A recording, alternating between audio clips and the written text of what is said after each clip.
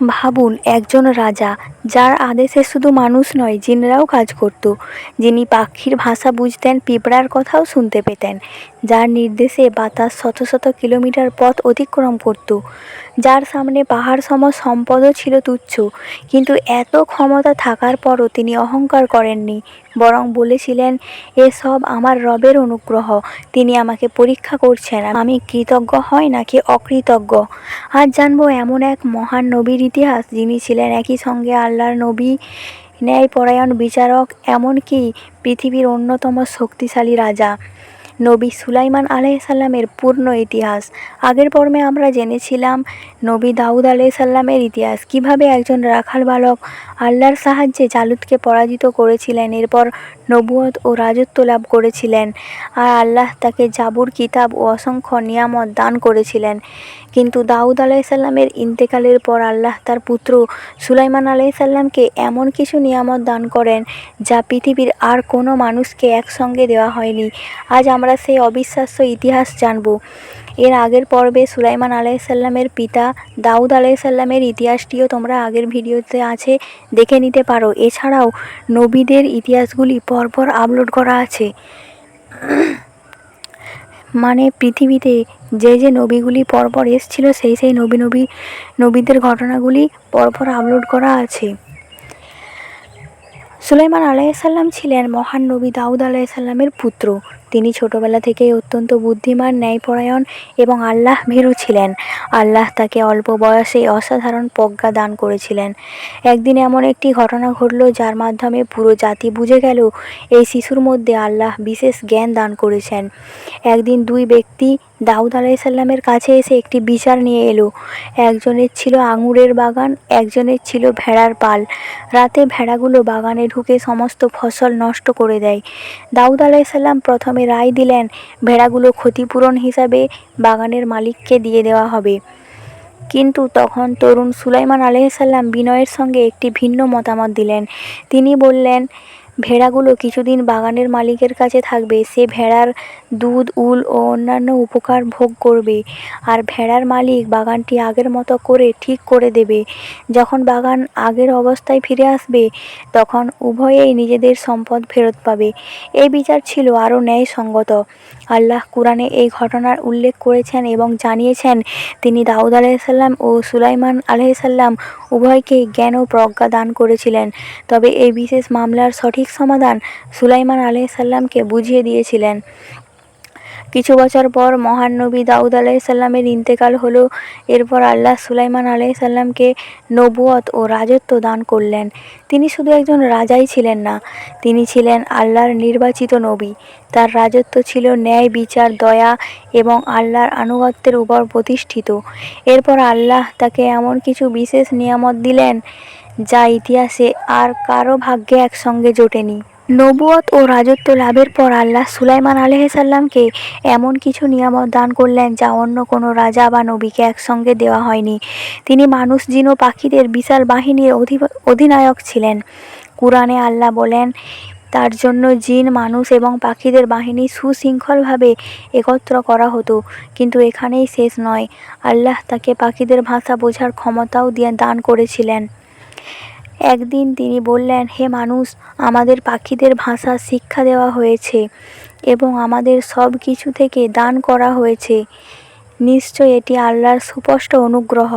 তবুও তিনি কখনো অহংকার করেননি। তিনি জানতেন এই ক্ষমতা তার নিজের নয়, এটি আল্লাহর দান। একদিন সুলাইমান আলাইহিসসালাম তার বিশাল বাহিনী নিয়ে সফর করছিলেন। সামনে ছিল মানুষ, জিন এবং অসংখ্য পাখি, আর একটি উপত্যকার পাশ দিয়ে যাচ্ছিলেন। সেখানে ছিল অসংখ্য পিঁপড়ের বাসা। হঠাৎ একটি পিঁপড়ে অন্য পিঁপড়েদের বলল, হে পিঁপড়েরা, তোমরা দ্রুত নিজেদের বাসায় ঢুকে পড়ো, যেন সুলাইমান ও তার বাহিনী অজান্তে তোমাদের পিষে না ফেলে। অবিশ্বাস্য ব্যাপার হলো, আল্লাহর দেওয়া বিশেষ ক্ষমতায় সুলাইমান আলাইহিসসালাম সেই ছোট্ট পিঁপড়ার কথাও শুনতে পেলেন। তিনি হাসলেন, তারপর সঙ্গে সঙ্গে আল্লাহর কাছে দোয়া করলেন, হে আমার রব, আপনি আমাকে এবং আমার পিতামাতাকে যে নিয়ামত দিয়েছেন তার জন্য আমি কৃতজ্ঞতা আদায় করতে পারি, আর এমন সৎ কাজ করার তৌফিক দিন যাতে আপনি সন্তুষ্ট হন। দেখুন, একজন পৃথিবীর সবচেয়ে ক্ষমতাবান রাজা একটা ছোট্ট পিঁপড়ার কথা শুনেও নিজের ক্ষমতা নিয়ে গর্ব করেননি, বরং আল্লাহর কাছে কৃতজ্ঞতা প্রকাশ করেছেন। এটিই ছিল নবীর চরিত্র। আল্লাহ সুলাইমান আলাইসাল্লামকে আর একটি বিস্ময়কর নিয়ামত দিয়েছিলেন, তা হলো বাতাসকে তার অধীন করে দিয়েছিলেন। কুরআনে এসেছে, সকালে যে পথ অতিক্রম করতে 1 মাস লাগতো, বিকালে আবার আর 1 মাস পথ অতিক্রম করা যেত, সবই আল্লাহর ইচ্ছায়। ভাবুন, মানুষ দ্রুত ভ্রমণের জন্য বিমান তৈরি করেছে, কিন্তু হাজার হাজার বছর আগে আল্লাহ তার এক নবীকে এমন ক্ষমতা দিয়েছিলেন যা মানুষের কল্পনার বাইরে ছিল। কিন্তু সুলাইমান আলাইহিসসালাম কখনো বলেননি, আমি মহান, বরং তিনি সবসময় বলেছেন, এটি আমার রবের অনুগ্রহ।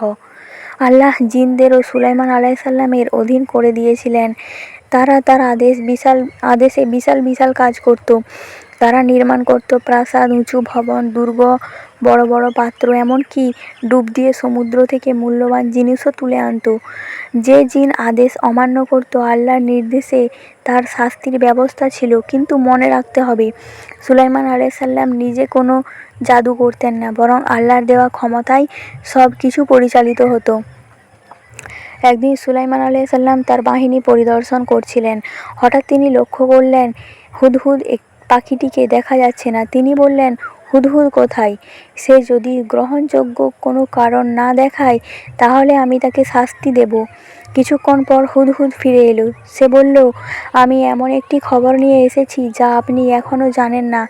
তারপর সে এমন এক রাজ্যের কথা জানালো যেখানে মানুষ আল্লাহর পরিবর্তে সূর্যকে সিজদা করে। সেই রাজ্যের নাম সাবা, আর সেই রাজ্যের রানী ছিলেন বিলকিস। হুদহুদ পাখি সুলাইমান আলাইহিসসালামের সামনে এসে বলল ওই রাজ্যটির কথা। সেখানে একটি নারী রাজত্ব করছে। আল্লাহ তাকে বিপুল সম্পদ ও মহৎ সিংহাসন দিয়েছেন, কিন্তু সবচেয়ে দুঃখের বিষয় হলো তিনি এবং তার জাতি আল্লাহকে নয়, সূর্যকে সিজদা করে। শয়তান তাদের কাজকে সুন্দর করে দেখিয়েছে, তাই তারা সত্য পথ থেকে দূরে রয়েছে। এই খবর শুনে সুলাইমান আলাইহিসসালাম সঙ্গে সঙ্গে সিদ্ধান্ত নিলেন, তিনি যুদ্ধ শুরু করলেন না। প্রথমে দাওয়াত দিলেন। তিনি একটি চিঠি লিখলেন। চিঠির শুরুতে লিখলেন, বিসমিল্লাহির রহমানির রহিম। তারপর লিখলেন, আমার বিরুদ্ধে অহংকার করো না, আল্লাহর আনুগত্য মেনে আমার কাছে আত্মসমর্পণ করে এসো। এই চিঠি হুদহুদ পাখির মাধ্যমে রানী বিলকিসের কাছে পাঠিয়ে দিলেন। চিঠি পেয়ে রানী বিলকিস বিস্মিত হলেন। তিনি তার সভাসদদের ডেকে বললেন, আমার কাছে একটি সম্মানিত চিঠি এসেছে। তিনি পুরো চিঠি পড়ে শোনালেন। তারপর বললেন, তোমরা কি পরামর্শ দাও? সেনাপতিরা বলল, আমাদের শক্তিশালী সেনাবাহিনী আছে, আপনি চাইলে আমরা যুদ্ধ করতে প্রস্তুত। কিন্তু রানী ছিলেন দূরদর্শী। তিনি বললেন, রাজারা যখন কোনো দেশে প্রবেশ করে তখন তারা সেই দেশকে ধ্বংস করে দেয়। আমি আগে একটি উপহার পাঠাই, দেখি তিনি আসলে কি চান। রানী বিলকিস অনেক মূল্যবান উপহার পাঠালেন, কিন্তু সুলাইমান আলাইহিসসালাম উপহার গ্রহণ করলেন না। তিনি বললেন, আল্লাহ আমাকে যা দিয়েছেন তা তোমাদের উপহারের চেয়ে অনেক উত্তম। তিনি বুঝিয়ে দিলেন, তার উদ্দেশ্য ধন সম্পদ নয়, মানুষকে এক আল্লাহর ইবাদতের দিকে আহ্বান করাই তার লক্ষ্য।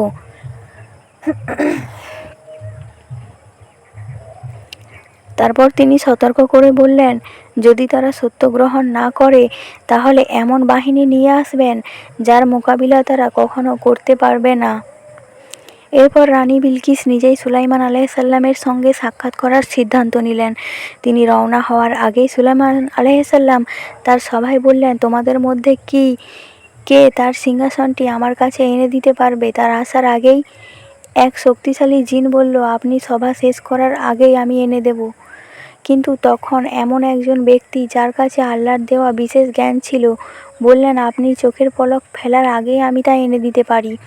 মুহূর্তের মধ্যেই বিশাল সেই সিংহাসন সুলাইমান আলাইহিসসালামের সামনে উপস্থিত হয়ে গেল।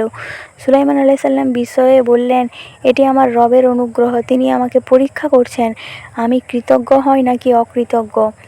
দেখুন, অলৌকিক ঘটনা ঘটার পরও তিনি নিজের কৃতিত্ব দাবি করেননি, সব কৃতিত্ব আল্লাহর দিকেই ফিরিয়ে দিয়েছেন। অবশেষে রানী বিলকিস সুলাইমান আলাইসাল্লামের দরবারে উপস্থিত হলেন, কিন্তু তিনি জানতেন না তার নিজের সিংহাসন ইতিমধ্যেই সেখানে পৌঁছে গেছে। সুলাইমান আলাইসাল্লাম তার সিংহাসনটিকে সামান্য পরিবর্তন করার নির্দেশ দিলেন। তারপর রানীকে জিজ্ঞাসা করা হলো, এটাই কি তোমার সিংহাসন? রানী অবাক হয়ে বললেন, মনে হচ্ছে এটাই। তিনি বুঝতে শুরু করলেন এটি কোনো সাধারণ রাজার কাজ নয়। এরপর সুলাইমান আলাইসাল্লাম তাকে প্রাসাদের ভিতরে নিয়ে গেলেন। প্রাসাদের মেঝে ছিল অত্যন্ত স্বচ্ছ কাচের, তার নিচে পরিষ্কার পানি প্রবাহিত হচ্ছিল। রানী প্রথমে মনে করলেন এটি একটি জলাশয়। তারপর তিনি কাপড় একটু তুলে হাঁটার চেষ্টা করলেন। তখন সুলাইমান আলাইসাল্লাম বললেন, এটি পানি নয়, এটি স্বচ্ছ কাচের মেঝে। এই দৃশ্য দেখে রানী আরও নিশ্চিত হলেন এটা কোনো জাদু নয়, বরং আল্লাহর দেওয়া বিশেষ নিয়ামত। সত্য তার সামনে স্পষ্ট হয়ে গেল। তিনি বিনয়ের সাথে বললেন, হে আমার প্রতিপালক, আমি নিজের উপর অন্যায় করেছি।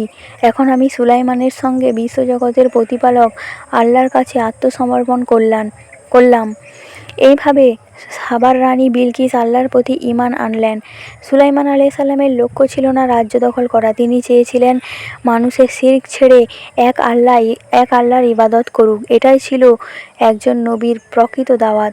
দীর্ঘদিন ন্যায় বিচারের সঙ্গে রাজত্ব করার পর একদিন আল্লাহর নির্ধারিত সময় এসে গেল। সুলাইমান আলাইসাল্লাম একটি লাঠির উপর ভর দিয়ে দাঁড়িয়েছিলেন।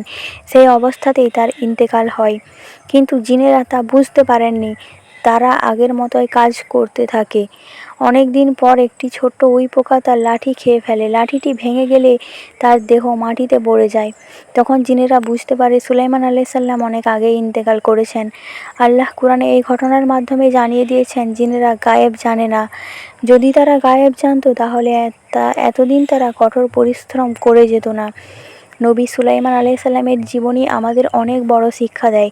ক্ষমতা যতই বড় হোক তা আল্লাহর দান। প্রকৃত সফলতা সম্পদে নয়, আল্লাহর আনুগত্যে। একজন মুমিন অহংকার করে না, সব কৃতিত্ব আল্লাহকে দেয়। মানুষের লক্ষ্য হওয়া উচিত মানুষকে সত্যের পথে আহ্বান করা। জিন ও অন্য কোনো সৃষ্টি গায়েব জানে এমন বিশ্বাস ইসলাম সমর্থন করে না। গায়েবের একমাত্র জ্ঞান আল্লাহর। কিন্তু নবীদের ইতিহাস এখানেই শেষ নয়। সুলাইমান আলাইসাল্লামের পরে বহু যুগ কেটে গেল। মানুষ আবারও সত্যপথ থেকে দূরে সরে যেতে লাগলো। এরপর আল্লাহ পাঠালেন এমন এক নবী, যিনি বছরের পর বছর কঠিন রোগে আক্রান্ত থেকেও ঈমান ও ধৈর্যের অনন্য দৃষ্টান্ত স্থাপন করেছিলেন। পরবর্তী পর্বে আমরা নবী আইয়ুব আলাইসাল্লামের ঘটনা জানব। তাই চ্যানেলটি সাবস্ক্রাইব রাখুন এবং ভিডিওটিতে একটা লাইক দিন।